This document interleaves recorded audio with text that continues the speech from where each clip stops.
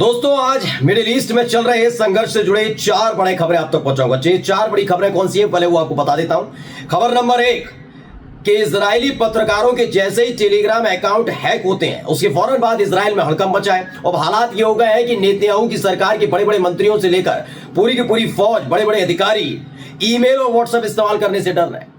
हालात ये पैदा हो गए हैं कि कागजों का इस्तेमाल किया जा रहा है कि ये वाला कागज उस अधिकारी को देके आओ, ये वाला कागज उस अधिकारी को देके आओ। उसके बाद चर्चाएं गर्म हो गई हैं कि एक हैक से इतना घबरा गया इजराइल कि उसे अब सैनिकों की भर्ती के साथ साथ डाकियों की भर्ती भी करनी पड़ेगी।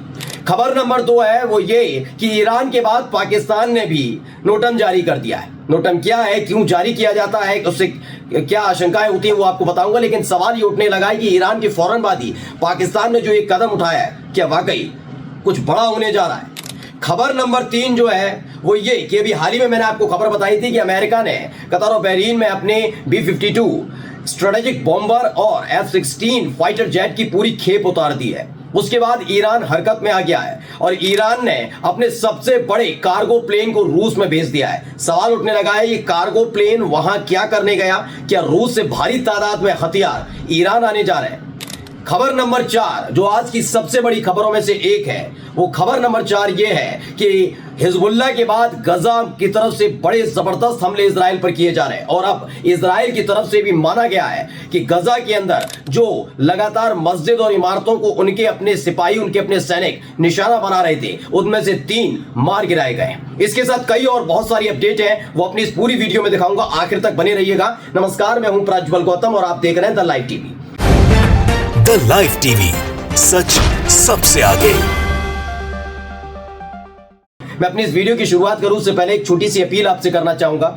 अपील यह है दोस्तों कि लगातार आप देख ही रहे हैं कि एक एक खबर हम आप तक छान कर पहुंचाते हैं, चाहे वो इजराइल से जुड़ी हो, रूस से जुड़ी हो, ईरान से जुड़ी हो, तमाम खबरें, लेकिन हमारे रेवेन्यू को कम कर दिया जाता है। ऐसे में आप जो मोहब्बत हम तक पहुंचा रहे हैं वो आप पहुंचाते रहिए जिससे हमारा हौसला और जज्बा बरकरार रहे। इसके लिए कुछ नहीं करना, QR कोड जो आपको स्क्रीन पर दिख रहा है उसके जरिए आप अपनी तरफ से कुछ भी मदद हमको कर सकते हैं। जो मिल रहा है हमको, जो आप अपनी तरफ से प्यार हम तक पहुंचा रहे हैं उसके लिए तहे दिल से शुक्रिया। और बिना देर किए बड़ी खबर दिखा रहा हूं। सबसे पहले खबर नंबर 1 की तरफ आते हैं। खबर नंबर 1 पढ़िए। ये खबर है the Israeli regime reverse back to paper communication instead of emails.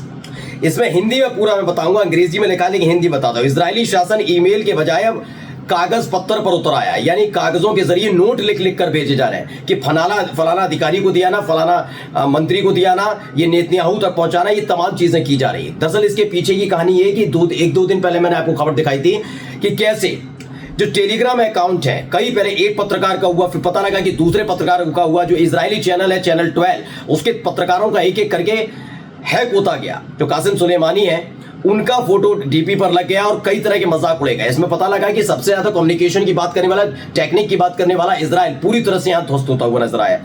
इसको लेकर हकम तो मचा था, लेकिन डर इस बात का सताने लगा है क्या इजराइल की सरकार को कि जैसे ये हैक हो गया वैसे ईमेल और व्हाट्सएप हैक ना हो जाए और उनकी गुप्त सूचनाएं कहीं ईरान से लेकर लेबनान और यमन तक ना पहुंच जाए। इसलिए क्या कर रहा है, कागजों का इस्तेमाल कर रहा है। खबर आगे जो इसी में लिखी है, अंग्रेजी में हिंदी में बता रहा हूं। इजराइल के कन्ने बताया कि इजराइल में बड़ी तादाद में गोपनीय जानकारी लीक होने की वजह से इजरायली सुरक्षा और सेना ने इलेक्ट्रॉनिक संचार यानी कि व्हाट्सएप, सोशल मीडिया के जरिए या फिर ईमेल के जरिए गोप माध्यम से संचार करने के बदले अब गोपनीय दस्तावेजों के प्रसारणों पर रोक लगा दी है कि ईमेल से मत भेजना, व्हाट्सएप से मत भेजना, किसी सोशल मीडिया जो प्लेटफॉर्म्स टाइप्स के हैं उनसे मत भेजना, हम अलग तरीके से करेंगे। कैसे? उन्होंने जानकारी को एक कागज पर लिखने और एक लिफाफे में डालने और एक डाकिए के जरिए जो संबंधित राजनीतिक हैं या अधिकारी उन तक पहुंचाने का आदेश जारी किया गया है, यानी पुराना तरीका आजमाया गया है। इसको लेकर हंसी उड़ाई जा रही है। फुटर रेसिस्टेंस ने इस खबर को लिखा कि इसकी जगह कबूतरों का इस्तेमाल करना चाहिए था।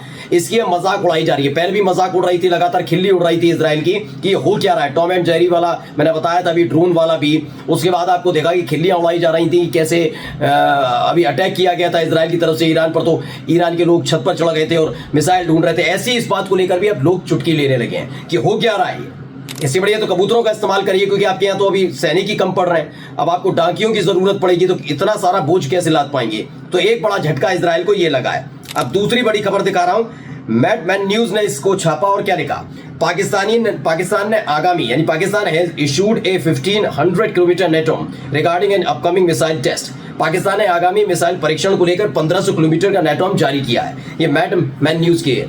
अब ये संयोग है या क्या कि अभी एक दिन पहले ही ईरान की तरफ से कहा गया, ईरान के अधिकारियों ने नेटवर्क जारी कर दिया। कब से? 4 तारीख से लेकर 6 तारीख के बीच, यानी 4 नवंबर से 6 नवंबर के बीच नेटवर्क जारी रहेगा। ये कब जारी किया जाता है? या तो परमाणु टेस्ट कर रहे हो, कोई आप अपनी मिसाइल का टेस्ट कर रहे हो, या फिर आप कोई बहुत बड़ा हमला होने वाला हो या करने वाले हो, तब ऐसे कोई नेटवर्क जारी किया जाता है, जिससे हवाई यात्राएं उन सब पर पाबंदियां लगती हैं। अब अचानक से पाकिस्तान की तरफ से ये फैसला लिया गया है, तो इसको लेकर भी हड़कंप मचा है।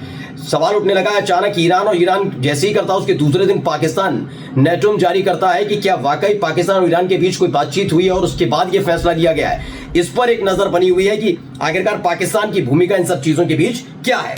अब तीसरी खबर मैं आपको दिखाने जा रहा हूं। तीसरी खबर जुड़ी हुई है इसे, an Iranian IL-76 military cargo plane has landed and Vnukovo अंतरराष्ट्रीय हवाई अड्डा है मॉस्को में, वहां उतरा है। दरअसल आपको मैंने अभी पिछली वीडियो में ही दिखाया था कि जो अभी हाल में मिडिल ईस्ट के अंदर मौजूदगी दर्ज कराने के लिए और भारी तादाद में अपनी उपस्थिति दर्ज कराने के लिए अमेरिका ने B-52 स्ट्रेटेजिक बॉम्बर्स भेज दिए। इसके साथ साथ F-16 लड़ाकू विमान भी भेजे, भारी तादाद में भेजे हैं।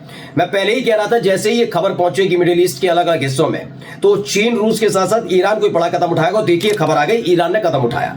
ईरान ने क्या किया, अपना सबसे बड़ा मालवाहक, इसे कार्गो प्लेन को मालवाहक विमान कहा जाता है, जिसमें बहुत साजो सामान एक साथ भरा जा सकता है, एक साथ भरकर लाया जा सकता है या पहुंचाया जा सकता है। अब खबर है कि ईरान का अचानक से कार्गो प्लेन मॉस्को में उतरा है, उनको अंतरराष्ट्रीय हवाई अड्डा है, वहां का हवाई अड्डे पर उतरा है। अब वहां से क्या बहुत भारी तादाद में हथियार आने जा रहे हैं, बम गोला बारूद रूस भेज रहा है, कोई डिफेंस सिस्टम भेज रहा है, क्या भेज रहा है, ये बहुत हैरान कर देने वाली बात है। क्योंकि ईरान लगातार अपनी तरफ से इजराइल को धमकियों पर धमकियां दे रहा है कि वो कभी भी हमला कर सकता है। और अभी तो हाल ही में मैंने खबर दिखाई कि बकायदा इस बात की पुष्टि भी की गई कि हाँ, ईरान के कई शहरों में मिलिट्री पोजीशंस और मिलिट्री एक्टिविटीज बहुत तेज हुई हैं। यही नहीं, ऑपरेशन ट्रू प्रॉमिस 3 की शुरुआत का ऐलान भी हो चुका है। ऐसे में अचानक कार्गो प्लेन का रूस जाना, जो इस पूरे संघर्ष में लगातार ईरान का साथ दे रहा है, तो बहुत बड़ी खबर की तरफ संकेत कर रहा है।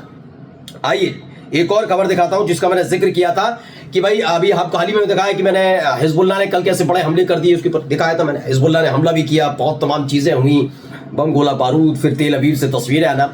लेकिन गजा को लेकर नजर टिकी हुई थी, क्योंकि क्या हो रहा था, जब हिजबुल्लाह पर अटैक हो रहा था तो इजराइल का गुस्सा गजा के अंदर निकल रहा था। लेकिन अब गजा से जो खबर आई है वो देखिए, खबर का क्या है। इसमें बताया गया है IDF ने गजा में अपने 3 सैनिकों की मौत का ऐलान कर दिया है। The IDF has announced the death of 3 of its soldier in Gaza. इसमें सार्जेंट इताए पारिजत, सार्जेंट येर हन्या और जालवाइन कोहिन है। मिडिल ईस्ट स्पेक्टेटर ने इसे ट्वीट किया है। अब देखिए इसमें एक और तस्वीर जारी की गई, जानकारी दी गई, the resistance in Gaza unsuccessfully eliminated 2 Israeli invention soldiers. क्या है, गजा में प्रतिरोध रहे, मतलब जो वहां के लड़ाका संगठन है हमास की तरफ से जो भी है, इजरायली आक्रमण में 2 सैनिकों को सफलतापूर्वक खत्म कर दिया, मार गिराया, जिसमें उन्होंने बहुत सारी घटनाओं को अंजाम दिया था अंदर घुसकर। उसमें से ऐसे में 2 लोगों की मौत हो जाती है और इसका खुद भी इसका पुष्टि करते हुए नजर आता है। अब एक वीडियो दिखाने जा रहा हूं, पहले ये वीडियो देख लीजिए। तो इस वीडियो में आपको नजर आ रहे होंगे अचानक सायरन की आवाजें और बहुत सारी चीजें, अचानक से लेट गए हैं लोग। तो ये भी एक वीडियो निकल कर आई जिसमें पता लगा कि इस बता after more than year, Hindi बता देता हूं आपको, 1 साल से ज्यादा का समय बीत गया और उसके बाद अब गजा से कब्जे वाले फिलिस्तीनी क्षेत्रों से 2 रॉकेट दागे गए, जिसके बाद गजा की जमीन पर बसने वाले लोगों को लेटने पर मजबूर कर दिया, यानी कि इजरायली जमीन पर लेटकर अपनी जान बचाते नजर आ रहे हैं। अब कुछ तस्वीरें आपको दिखा देता हूं। पहले ये तस्वीरें आज की बहुत महत्वपूर्ण तस्वीरें, पहले इन तस्वीरों को जरा गौर से देखिएगा। इस महिला सैनिक को आप देख ही रहे होंगे।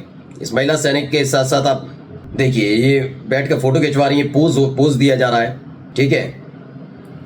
अब इसके बाद आप ये भी देख सकते हैं, इनको लेकर कहा गया कि कई मॉस्क्यू ने कई मस्जिदें वहां पर धराशायी की, खंडर में तब्दील कर दी और उसके बाद पोज दिया जा रहा था, ये वो हैं। एक और तस्वीर आई, 2 हथियारबंद लोग हैं जो इजराइल के बताए जा रहे हैं, वो भी खड़े हुए नजर आए। ये मस्जिद का इलाका बताया जा रहा है, वहां पर आगजनी होने लगती है और वो भाग जाते हैं। ये एक तस्वीर निकल कर आई। ऐसी कई और तस्वीरें इसमें निकल कर सामने आई थी। ये देखिए 2 लोग हैं वहीं पर खड़े हैं, जहां पर वो महिला सिपाही इजराइल की फोटो खिंचवा रही थी, वहीं हंसते मुस्कुराते एक सोफे पर बैठा है और एक व्यक्ति हाथ में हथियार लेकर खड़ा हुआ है, उसकी तस्वीर है। फिर अकेले एक सिंगल फोटो है। इनको लेकर जो दावा किया जा रहा है वो पहले मैं आपको बता देता हूं। उनको बताया गया with confirmed reports of 100 of mosque destroyed by the Israeli occupation army in Gaza, यानी गजा में इजरायली कब्जे वाली सेना द्वारा सैकड़ों मस्जिदों को नष्ट कर दिया गया। उसकी पूरी रिपोर्ट सामने आई तस्वीरों के साथ, जिसमें एक महिला भी नजर आती है, कई अधिक सैनिक भी नजर आते हैं जो मुस्कुराते हुए फोटो खिंचवाते हैं। यानी किस तरह के हालात गजा के अंदर बनाए जा रहे हैं वो बताया गया। इसी के साथ एक और दावा है, an Israeli soldier from Givati brigade has posted image, यानी गिवाती ब्रिगेड का जो है कि एक इजरायली सैनिक ने एक विवाह हॉल के अंदर यानी मैरिज हॉल के अंदर की एक तस्वीर पोस्ट की, जिसमें साथी सैनिकों ने उसने गजा में नरसंहार में अपनी भागीदारी के दौरान आग लगा दी थी और एल्बम को कैप्शन दिया है गजा से कुछ स्मृति चिन्ह, यानी इन्हें वो स्मृति चिन्ह के तौर पर मान रहे हैं। अब मैं आपको वीडियो दिखा रहा हूं, पहले वीडियो देखिएगा।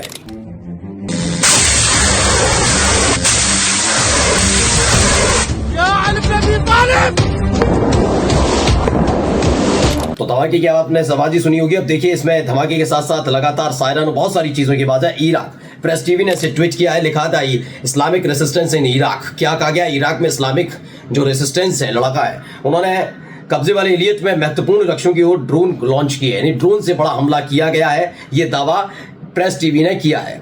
अब ये फिलिस्तीन समर्थक कार्यकर्ताओं ने क्या किया? प्रो फिलिस्तीन एक्टिविटिस्ट, ये आप पूरा पोस्टर देख सकते हैं।